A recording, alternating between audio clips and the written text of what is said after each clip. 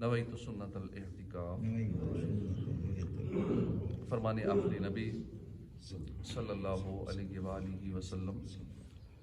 جس نے مجھ پر صبح و شام 10 بار درود پاک پڑھا اسے قیامت کے دن میری شفاعت ملے گی۔ صلو علی الحبیب صلی اللہ تعالی علی محمد صلی اللہ علیہ وآلہ وسلم۔ 16واں پارہ سورہ مریم کی آیت نمبر 27 سے 30۔ اعوذ باللہ من الشیطان الرجیم، بسم اللہ الرحمن الرحیم۔ فأتت به قومها تحمله قالوا یا مریم لقد جئت شیئا فریا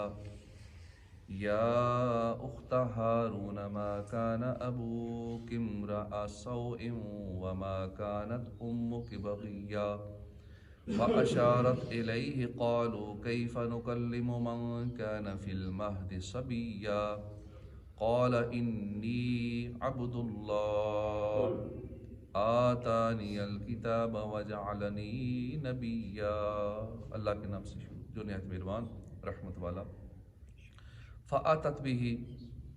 پھر وہ آئی بھی اس کے ساتھ، یعنی عیسیٰ علیہ السلام کے ساتھ، قومہا تحملہ، اپنی قوم کے پاس اسے اٹھائے۔ جب عیسیٰ علیہ السلام کی ولادت ہو گئی تو اب مریم رضی اللہ عنہا ان کو اٹھا کر، عیسیٰ علیہ السلام کو اٹھا کر اپنی قوم کے پاس آئیں۔ تحملہ اس اٹھائے ہوئے۔ قالو، لوگوں نے کہا، یا مریم، اے مریم، لقد جئت، ضرور بے شک تو لائی ہے، شیئا فریا، بڑی عجیب چیز لائی ہے۔ یا اخت ہارون، اے ہارون کی بہن، ما کان ابو کے، تیرا باپ نہیں تھا، امر سوء، تیرا باپ تو برا آدمی نہیں تھا، یہ تو نے کیا کیا؟ شادی نہیں ہوئی اور بچہ اٹھا کے لائیے، تیرا باپ تو بڑا اچھا آدمی تھا۔ وما كانت امک بغیہ، اور نہیں تھی تیری ماں بدکار، ماں بھی بدکار نہیں تھی، باپ بھی ٹھیک تھا۔ فاشارت الیہ، تو مریم نے اشارہ کیا اس بچے کی طرف، الیہ، بچے کی طرف اشارہ کیا۔ قالوا کیف نکلم، انہوں نے کہا، قالوا، انہوں نے کہا، کیف، کیسے، نکلم، ہم کلام کریں، من کان فی المہد، اس سے جو ہے فی المہد، ماں کی گود میں۔ جب مریم رضی اللہ عنہ نے کہا نا کہ اس سے پوچھو، بچے سے پوچھو، مجھ پہ جو الزام لگا رہے ہو بچے سے پوچھو، کہ ہم بچے سے کیا پوچھیں، یہ ماں کی گود میں، ماں کی گود میں بچہ کہاں بولتا ہے۔ فی المہد صبیا، صبیا بچہ، ماں کی گود میں، گہوارے میں۔ قال، بچے نے کہا، انی عبد اللہ، بچہ بول پڑا، عیسیٰ علیہ السلام بولے مواہد میں، ماں کی گود میں بولے، کہا انی عبد اللہ، میں اللہ کا بندہ ہوں۔ آتانی الکتابہ، اس نے مجھے کتاب دی ہے، وجعلنی نبیا، مجھے نبی بنایا ہے، وجعلنی مبارکن، اور اس نے مجھے مبارک بنایا ہے، اینما کنتو، جہاں کہیں میں ہوں، واوصانی، اور تاکید فرمائی مجھے، بالصلاۃ والزکاۃ، نماز اور زکوٰۃ کی تاکید فرمائی، ما دمت حیا، جب تک میں زندہ رہوں، وبرم بوالدتی،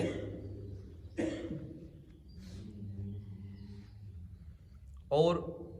مجھے اچھا سلوک کرنے والا بنایا اپنی ماں سے، ولم یجعلنی، اور نہیں بنایا مجھے جباراً، مجھے تکبر کرنے والا، شقیاً، بد نصیب، مجھے تکبر کرنے والا۔ یہ کلام کر رہے ہیں عیسیٰ علیہ السلام ماں کی گود میں، اور یہ ساری باتیں کر رہے ہیں، یہ انہی کا کلام چل رہا ہے عیسیٰ علیہ السلام کا۔ ترجمہ کنز العرفان۔ پھر عیسیٰ کو اٹھائے ہوئے اپنی قوم کے پاس آئیں تو لوگ کہنے لگے، مریم بے شک تو بہت ہی عجیب و غریب چیز لائی ہے، اے ہارون کی بہن، نہ تیرا باپ برا آدمی تھا، نہ تیری ماں بدکار تھی۔ اس آیت اور اس کے بعد والی آیت کا خلاصہ یہ ہے کہ حضرت عیسیٰ علیہ السلام کی ولادت کے بعد حضرت مریم رضی اللہ عنہا انہیں اٹھائے ہوئے اپنی قوم کے پاس آئیں۔ جب لوگوں نے حضرت مریم رضی اللہ عنہا کو دیکھا کہ ان کی گود میں بچہ ہے تو وہ روئے اور غمگین ہوئے، کیونکہ وہ نیک گھرانے کے لوگ تھے، اور کہنے لگے، مریم بے شک تو بہت عجیب و غریب چیز لائی ہے، اے ہارون کی بہن نہ تو تیرا باپ عمران کوئی برا آدمی تھا، نہ ہی تیری ماں حنا بدکار عورت تھی، تو پھر تیرا بچہ کہاں سے ہو گیا؟ یا اخت ہارون، اے ہارون کی بہن۔ حضرت مریم رضی اللہ عنہا کو ان کی قوم کے لوگوں نے ہارون کی بہن کہا۔ اس ہارون سے کون مراد ہے؟ اس کے بارے میں ایک قول یہ ہے کہ ہارون حضرت مریم رضی اللہ عنہا کے بھائی کا ہی نام تھا۔ دوسرا قول یہ ہے کہ بنی اسرائیل میں ایک نہایت نیک اور صالح شخص کا نام ہارون تھا، اور اس کے تقوی اور پرہیزگاری سے تشبیہ دینے کے لیے آپ کو ہارون کی بہن کہا گیا کہ اے نیک آدمی کی بہن۔ تیسرا قول یہ ہے کہ اس سے مراد موسیٰ علیہ السلام کے بھائی ہی ہوں، اگرچہ ان کا زمانہ بہت بعید تھا اور 1000 سال کا عرصہ ہو چکا تھا، مگر آپ ان کی نسل سے تھیں، اس لیے ہارون کی بہن کہہ دیا۔ فاشارت الیہ، فاشارت اشارہ کیا، الیہ مریم رضی اللہ عنہ نے بچے کی طرف اشارہ کیا۔ جب لوگوں نے حضرت مریم سے تفصیل پوچھنی چاہی تو آپ نے اللہ کے حکم سے چپ کر روزہ رکھا ہوا تھا، بولنا نہیں تھا، بچے کی طرف اشارہ کیا۔ تو آپ نے عیسیٰ علیہ السلام کی طرف اشارہ کر کے کہا کہ اگر پوچھنا ہے تو اس بچے سے پوچھو، یہ بچہ جواب دے گا۔ اس پر لوگوں کو غصہ آیا کہ بچے بھی کبھی بولتے ہیں ماں کی گود میں بچہ ہے، ہم کیسے ایسے بات کریں، کیا ہم سے مذاق کر رہی ہو؟ یہ گفتگو سن کر عیسیٰ علیہ السلام نے دودھ پینا چھوڑ دیا، خود ہی بول پڑے، کہا انی عبداللہ، اور بائیں ہاتھ پر ٹیک لگا کر دودھ چھوڑا۔ پہلے دودھ پی رہے تھے ماں کا، دودھ چھوڑا، بائیں ہاتھ پر ٹیک لگا کر لوگوں کی طرف متوجہ ہوئے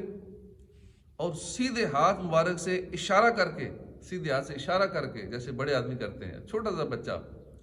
وہ لوگوں سے بات کر رہا ہے، قال انی عبداللہ، میں اللہ کا بندہ ہوں۔ ایک اس ہاتھ سے ٹیک لگائی، اور بچہ جب بڑوں والے انداز کرتا ہے نا بہت پیارا لگتا ہے، چھوٹا سا بچہ انداز سٹائل اس کے بڑوں والے ہوں تو بہت اچھا لگتا ہے۔ قال انی عبداللہ آتانی الکتاب وجعلنی نبیا، بچے نے فرمایا میں اللہ کا بندہ ہوں، اس نے مجھے کتاب دی ہے، مجھے نبی بنایا ہے۔ عیسیٰ علیہ السلام نے لوگوں سے بات کرنا شروع کی اور فرمایا میں اللہ کا بندہ ہوں، اس نے مجھے کتاب دی ہے، مجھے نبی بنایا ہے۔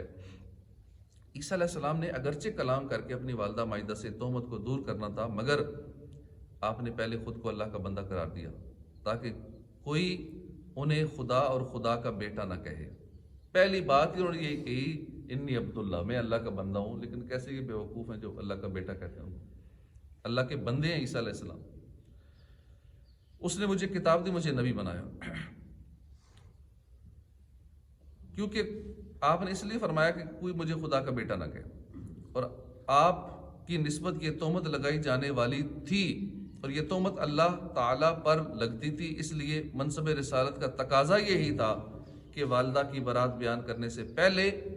اس تہمت کو رفع فرما دیں جو اللہ کے جناب پاک میں لگائی جائے گی، اور اسی سے وہ تہمت بھی اٹھ گئی جو والدہ پر لگائی جاتی، کیونکہ اللہ تعالیٰ اس مرتبہ عظیمہ کے ساتھ جس بندے کو نوازتا ہے بالیقین اس کی ولادت اور اس کی فطرت نہایت پاک اور طاہر بناتا ہے۔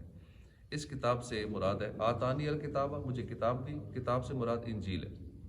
حضرت حسن رضی اللہ عنہ کا قول ہے کہ آپ والدہ کے پیٹ ہی میں تھے کہ آپ کو توریت کا الہام فرما دیا گیا تھا، اور جھولے میں تھے جب آپ کو نبوت عطا کر دی گئی، اور اس حالت میں آپ کا کلام فرمانا آپ کا معجزہ ہے۔ بعض مفسرین نے اس آیت کے معنی میں یہ بھی بیان کیا ہے کہ یہ نبوت اور کتاب ملنے کی خبر تھی جو عنقریب آپ کو ملنے والی تھی۔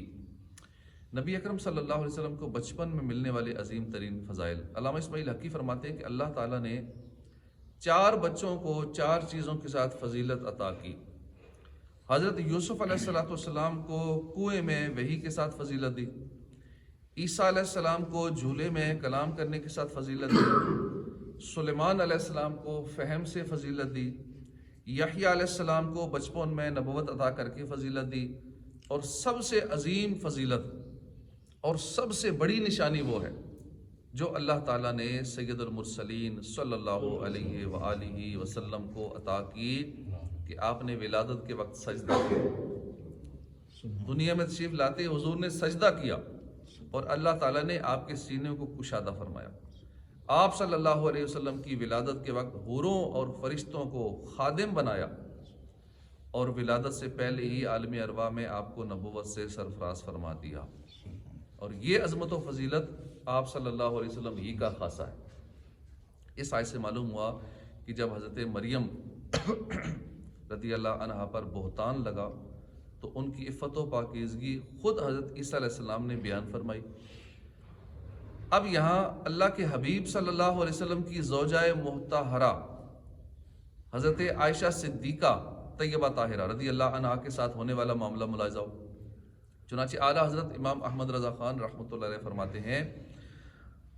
حضرت والد ماجد سرور القلوب فی ذکر المحبوب میں فرماتے ہیں کہ حضرت یوسف کو دودھ پیتے بچے اور حضرت مریم کو حضرت عیسیٰ کی گواہی سے لوگوں کی بدگمانی سے نجات بخشی، اور جب حضرت عائشہ رضی اللہ عنہ پر بہتان لگا تو خود ان کی پاک دامنی کی گواہی دی، اور اللہ پاک نے 17 آیتیں نازل فرما دی۔ اگر اللہ چاہتا تو ایک ایک درخت اور پتھر سے گواہی دلواتا، اور چیزوں سے بھی اللہ گواہی دلوا سکتا تھا کہ یہ پاک و طیبہ طاہرہ ہیں حضرت عائشہ صدیقہ، مگر منظور یہ ہوا کہ محبوبہ محبوب کی طہارت اور پاکی پر خود گواہی دیں اور عزت و امتیاز ان کا بڑھائیں کہ محبوب کی شان کیا ہے ہماری نظر میں۔ وَجَعَلَنِي مُبَارَكًا أَيْنَمَا كُنْتُ وَأَوْصَى بِالصَّلَاةِ وَالزَّكَاةِ مَا دُمْتُ حَيًّا، اور اس نے مجھے مبارک بنایا، خواہ میں کہیں بھی ہوں اس نے مجھے نماز اور زکوٰۃ کی تاکید فرمائی ہے جب تک میں زندہ رہوں۔ اب عیسیٰ علیہ السلام کا کلام ہی چل رہا ہے یہ سارا۔ عیسیٰ علیہ السلام نے فرمایا کہ مجھے نبوت عطا کرنے کے ساتھ ساتھ اللہ نے مجھے لوگوں کے لیے نفع پہنچانے والا، خیر کی تعلیم دینے والا، اللہ کی طرف بلانے والا، اس کی توحید اور عبادت کی دعوت دینے والا بنایا ہے، خواہ میں کہیں بھی ہوں اور جب تک میں زمین پر زندہ رہوں تب تک اس نے مجھے نماز کا مکلف ہونے پر اسے قائم کرنے، زکوٰۃ کے قابل مال ہونے کی صورت میں اس کی زکوٰۃ ادا کرنے کا حکم دیا۔ عیسیٰ علیہ السلام نے اپنے مبارک ہونے کا اعلان خود فرمایا، مگر جب حضور کی برکات کو خود اللہ نے